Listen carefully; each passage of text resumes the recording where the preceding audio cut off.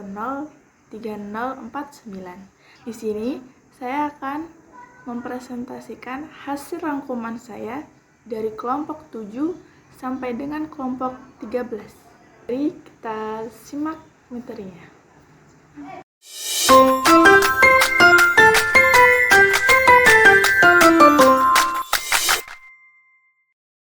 Materi pertama yaitu Undang-Undang Sarbanes-Oxley, Pengendalian Internet dan CAS. Undang-Undang Sarbanes-Oxley disahkan pada tahun 2002 oleh Kongres Amerika Serikat sebagai respon terhadap serangkaian skandal keuangan besar seperti kasus Enron, WorldCom, dan Tyco. Skandal-skandal ini melibatkan manipulasi laporan keuangan dan penggelapan dana oleh perusahaan besar yang menyebabkan kerugian besar bagi investor dan merusak kepercayaan publik terhadap pasar modal dan perusahaan. Tujuan utama Undang-Undang Sarbanes-Oxley yang pertama, meningkatkan transparansi keuangan. Kedua, meningkatkan tanggung jawab manajemen. Ketiga, mencegah penipuan akuntansi. Keempat, melindungi whistleblower. Dan yang terakhir, meningkatkan akuntabilitas auditor. Dampak Undang-Undang Sarbanes-Oxley terhadap akuntansi, yaitu peningkatan transparansi, tanggung jawab manajemen, peran auditor eksternal, biaya kepatuhan, dan perubahan pendidikan akuntansi. Pengendalian internal dalam akuntansi. Proses yang dirancang untuk memberikan keyakinan bahwa laporan keuangan akurat dan dapat dipercaya. Selanjutnya, definisi pengendalian internal adalah sistem yang dirancang oleh manajemen suatu organisasi untuk memberikan keyakinan bahwa tujuan operasional, laporan keuangan, dan kepatuhan terhadap peraturan dapat dicapai. Selanjutnya, komponen pengendalian internal, yaitu lingkungan pengendalian internal, penilaian risiko, kegiatan pengendalian, informasi dan komunikasi, dan terakhir pemantauan. Dari kesimpulan itu, bahwa Undang-Undang Sarbanes-Oxley adalah tonggak penting dalam sejarah regulasi akuntansi yang dirancang untuk meningkatkan transparansi dan akuntabilitas laporan keuangan perusahaan publik. Pengendalian internal dan pengelolaan kas merupakan elemen kunci dalam pembangunan sistem akuntansi yang solid dan dapat dipercaya. Materi selanjutnya adalah akuntansi piutang. Akuntansi piutang merupakan bagian penting dari sistem akuntansi yang berkaitan dengan pengelolaan klaim yang dimiliki perusahaan terhadap pelanggan atau pihak yang lain yang beruntung. Piutang timbul dari transaksi kredit, di mana perusahaan menjual barang atau jasa dan memberikan waktu kepada pelanggan untuk melakukan pembayaran. Selanjutnya, piutang merupakan tagihan penjualan kepada pembeli sebesar transaksi penjualan kredit yang disepakati bersama. Selain dari transaksi penjualan kredit, piutang bisa ditimbul karena perusahaan meminjamkan uang kepada pihak lain. Transaksi penjualan secara kredit melibatkan dua pihak, penjual dan pembeli. Pihak penjual merupakan pihak yang berhak mendapatkan piutang atau yang disebut kreditur, sedangkan pihak pembeli merupakan pihak yang berkewajiban membayar utang yang disebut debitur. Selanjutnya, piutang dibedakan menjadi dua, yaitu piutang lancar dan piutang tidak lancar. Piutang lancar merupakan piutang yang memiliki tanggal jatuh tempo kurang dari 1 tahun yang ditetapkan sebagai aktiva lancar. Yang kedua, piutang tidak lancar. Piutang tidak lancar merupakan piutang yang jatuh temponya lebih dari 1 tahun dan ditetapkan sebagai aset tidak lancar. Materi selanjutnya Jenis-jenis piutang. Yang pertama, piutang usaha. Piutang usaha meliputi piutang yang ditimbul karena adanya penjualan produk atau penyerahan jasa dalam rangka kegiatan usaha normal perusahaan. Yang kedua, wesel tagih. Wesel tagih ialah pernyataan formal dalam bentuk tertulis yang berisi jumlah utang pelanggan. Yang ketiga, piutang lainnya. Selain piutang usaha, piutang lainnya meliputi piutang bunga dan pajak, serta piutang karyawan atau pekerja yang pada umumnya tidak berasal dari kegiatan operasional perusahaan. Materi selanjutnya, piutang tak tertagih. Piutang tak tertagih adalah hutang yang tidak bisa ditagih dari pihak lain, yaitu penjualan barang atau jasa yang berhubungan dengan bisnis perusahaan yang menghasilkan piutang. Yang kedua, kriteria piutang tidak tertagih. Yang pertama, telah memiliki usia tertentu. 2. Penagihan telah dilakukan melewati batas penggolongannya. 3. Kreditur mengalami kebangkrutan. 4. Debitur dipastikan gagal bayar karena kejadian tertentu. Materi selanjutnya, taksir kerugian piutang. Taksir piutang tidak tertagih ditentukan pada akhir periode dan diakui sebagai pertambahan biaya dan cadangan kerugian piutang, di mana terdapat beberapa dasar atau pendekatan untuk menentukan jumlah tersebut. Ada 2 pendekatan penaksiran piutang tidak tertagih, yaitu yang pertama, pendekatan neraca atas dasar saldo penjualan. Kerugian piutang dihitung berdasarkan saldo piutang dengan cara menyisihkan piutang tidak tertagih atau cadangan. Yang kedua, pendekatan laba rugi. Kerugian piutang dihitung berdasarkan persentase tertentu dari penjualan kredit. Transaksi kerugian piutang yang dinyatakan dan persentase tertentu dari penjualan kredit bersih ada setelah potongan dari retur penjualan. Materi selanjutnya, metode penghapusan langsung untuk piutang tidak tertagih. Penghapusan piutang adalah suatu kerugian yang timbul akibat adanya piutang yang tidak tertagih oleh perusahaan. Kemungkinan tidak semua jumlah piutang dapat ditagih. Jika jumlah piutang tidak dapat ditagih relatif kecil, maka perusahaan tidak membentuk cadangan atau penyisihan. Sebaliknya, apabila piutang ini jumlahnya cukup besar dan berisiko, sebaiknya perusahaan membentuk cadangan. Selanjutnya, metode penyisihan piutang tidak tertagih. Metode penyisihan juga dikenal sebagai metode cadangan. Pada akhir setiap periode akuntansi, perusahaan diharuskan untuk mengestimasi piutang tidak tertagih menggunakan metode ini. Atas dasar estimasi ini, beban piutang tidak tertagih dicatat dengan menggunakan jurnal penyesuaian.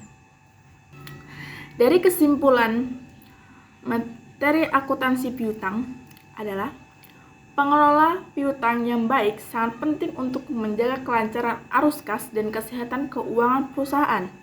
Dan dengan pengelolaan yang tepat, piutang dapat mendukung kelangsungan bisnis dan meningkatkan kepercayaan investor terhadap stabilitas keuangan perusahaan.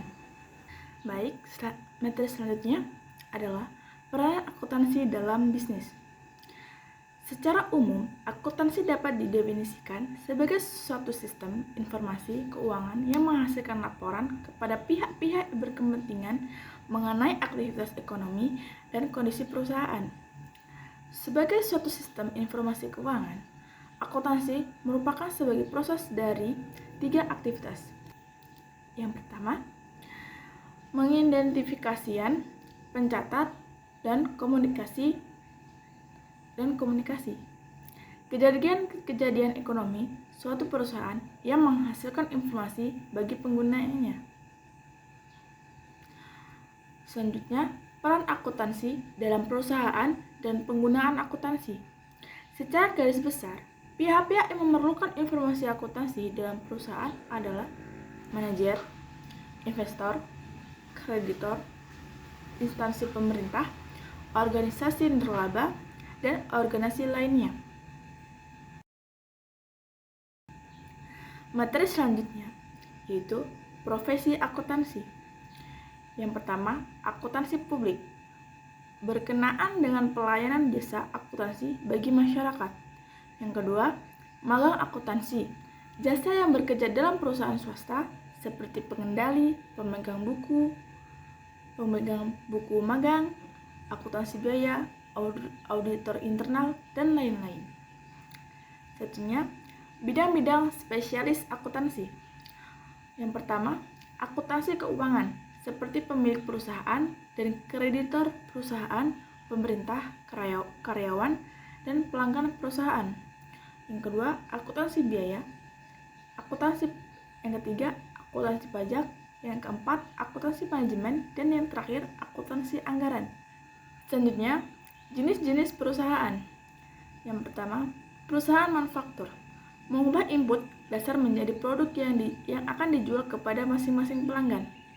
Yang kedua, perusahaan dagang, perusahaan pembeli dari perusahaan lain barang yang akan dijualnya. Yang ketiga, perusahaan jasa, contohnya biro, perjalanan Safira, dan lain-lain. Materi selanjutnya, jenis-jenis organisasi perusahaan. Yang pertama, perusahaan perseorangan, dimiliki oleh individu, biaya tidak terlalu mahal, namun kelemahannya adalah sumber daya keuangan yang terbatas harta milik pribadi. Yang kedua, perusahaan persekutuan. Perusahaan ini dimiliki oleh 2 atau lebih individu. Masing-masing pemiliknya menyetorkan modalnya ke perusahaan untuk bekerja secara bersama-sama. Sumber daya keuangan tidak hanya berasal dari satu orang saja, tapi berasal dari beberapa pemilik perusahaan. Yang ketiga, perusahaan perseroan. Perusahaan perseroan sering disebut juga korporasi. Perusahaan ini dibentuk berdasarkan peraturan pemerintah sebagai suatu bahan hukum. Biasanya, modalnya terdiri dari saham-saham yang diterbitkan oleh korporasi tersebut dan dijual kepada masyarakat yang berminat. Keunggulan utama bentuk perusahaan ini adalah kemampuannya untuk mendapatkannya. Materi selanjutnya adalah transaksi bisnis perusahaan. Sebagai sebuah organisasi yang berorientasi pada perolehan laba, perusahaan akan berusaha untuk menghasilkan barang atau jasa untuk dijual ke konsumen dengan harga tertentu hingga perusahaan mendapatkan keuntungan.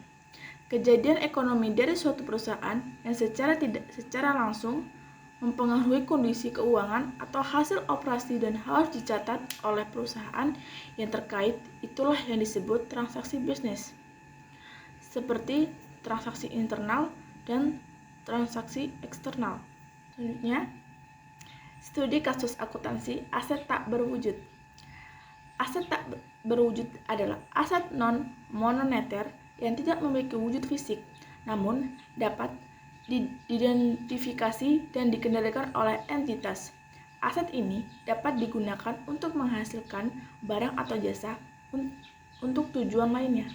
Perbedaan utama antara aset tak berwujud dan aset berwujud adalah fisiknya. Aset berwujud memiliki wujud fisik yang nyata, bisa diraba, bisa ditebak, dan bisa disentuh. Metode selanjutnya, pengakuan dan pengukuran aset tak berwujud. Pengakuan dan pengukuran aset tak berwujud merupakan bagian penting dalam akuntansi yang memastikan bahwa aset tersebut dicatat secara akurat dalam laporan keuangan. Selanjutnya, pelaporan aset tak berwujud.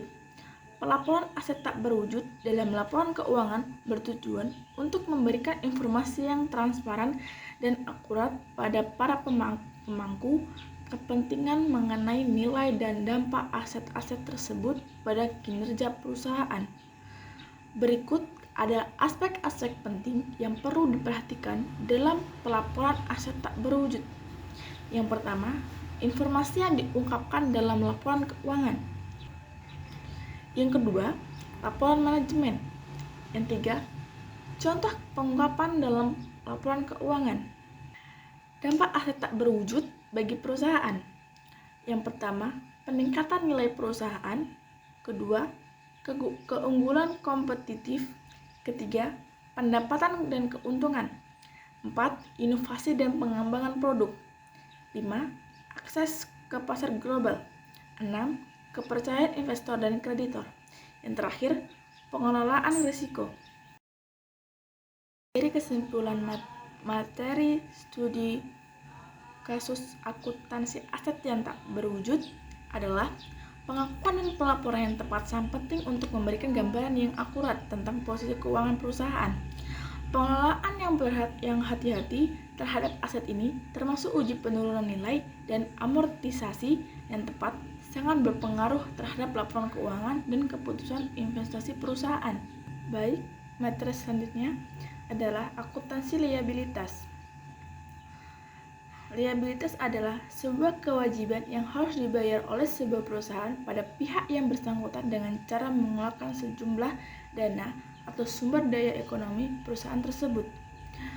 Umumnya, perusahaan akan mengambil liabilitas guna mendukung segala kegiatan operasional yang ada di dalam bisnisnya. Dengan begitu, perluas serta perkembangan suatu perusahaan bisa dilakukan dalam waktu yang relatif lebih cepat apabila perusahaan bersikeras untuk tidak mengambil sebuah risiko dengan cara berhutang. Terlebih, untuk perusahaan yang tidak mempunyai aset dalam jumlah banyak, maka perkembangan perusahaan tersebut berpotensi untuk terhambat dan tidak maksimal. Materi selanjutnya adalah jenis-jenis liabilitas. Yang pertama, liabilitas jangka pendek. Liabilitas jangka pendek merupakan kewajiban perusahaan yang harus dibayar dalam jangka waktu singkat, umumnya kurang dari 1 tahun. Yang kedua, liabilitas jangka panjang juga dikenal sebagai liabilitas tidak lancar. Kewajiban dalam kategori ini memiliki tempo pelunas lebih dari 1 tahun. Yang ketiga, liabilitas kontingensi adalah jenis kewajiban perusahaan yang muncul dalam kondisi tertentu. Contoh-contoh liabilitas ini termasuk garansi produk, di mana perusahaan bertanggung jawab untuk memberikan perbaikan pada produk kepada pembeli. Selanjutnya, pengakuan dan pengukuran liabilitas. Pengakuan liabilitas terjadi pada saat entitas memiliki kewajiban hukum atau kewajiban konstruktif sebagai hasil dari peristiwa masa lalu. Yang kedua, liabilitas umumnya diukur berdasarkan biaya historis, yaitu jumlah yang harus dibayar atau nilai sekarang dari kewajiban tersebut. Selanjutnya, pelaporan liabilitas dalam laporan keuangan. Yang pertama, liabilitas lancar. Kewajiban perusahaan yang harus dibayar dalam jangka waktu kurang dari 1 tahun, seperti per bulan, per kuartal, atau per semester. Liabilitas lancar juga dikenal sebagai liabilitas jangka pendekatan, short term liabilities. Contoh liabilitas lancar adalah kredit rekening koran, tagihan listrik, tagihan air, cicilan mesin, dan pajak penghasilan atau PPP. Yang kedua, liabilitas tidak lancar. Kewajiban perusahaan yang harus dibayar dalam jangka waktu yang lebih lama, yaitu dalam satu siklus laporan keuangan perusahaan. Liabilitas tidak lancar juga dikenal sebagai liabilitas jangka panjang. Baik, kesimpulan dari materi akuntansi liabilitas adalah bahwa liabilitas merupakan kewajiban yang harus dibayarkan perusahaan kepada pihak eksternal dalam jangka waktu tertentu. Liabilitas merupakan sumber ekonomi yang diperlukan untuk menjalankan bisnis. Akuntansi liabilitas mencerminkan kewajiban perusahaan untuk memenuhi pembayaran atau penyerahan sumber daya di masa depan sebagai hasil dari transaksi masa lalu.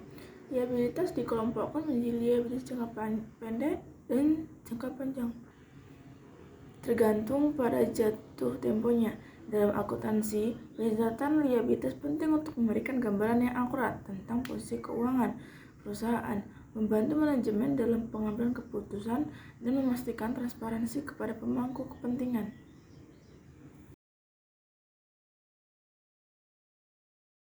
Materi selanjutnya, akuntansi penggajian. Akuntansi penggajian adalah sistem pelacakan atau pengeluaran bisnis yang terkait dengan penggajian. Menurut Mulyadi, mengemukakan bahwa sistem informasi akuntansi penggajian adalah fungsi, dokumen, catatan, dan sistem pengendalian pricing yang digunakan untuk kepentingan harga pokok, produk, dan penyediaan informasi guna pengawasan biaya tenaga kerja. Selanjutnya, jurnal umum. Jurnal umum atau jurnal transaksi adalah catatan yang sistematis dan kronologis dari transaksi-transaksi finansial dengan menyebutkan perkiraan yang akan didebit dan dikredit disertai dengan jumlahnya masing-masing dan keterangan singkat dari transaksi tersebut.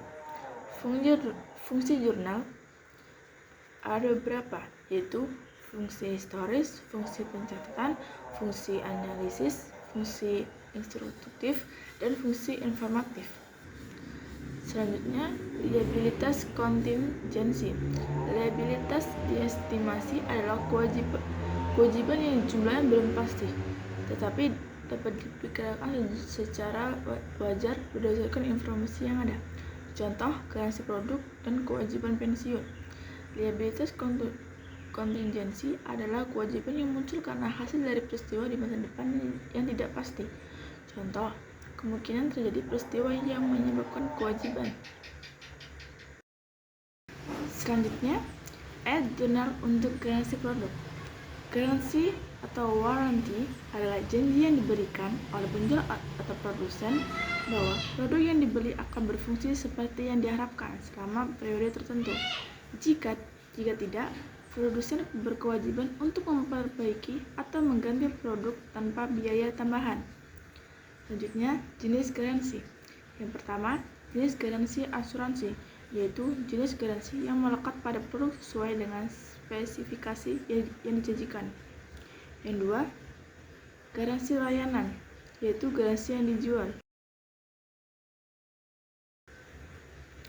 Kesimpulan dari materi akuntansi penggajian adalah dalam dunia akuntansi ada yang dikenal dengan sistem penggajian menggunakan registrasi gaji.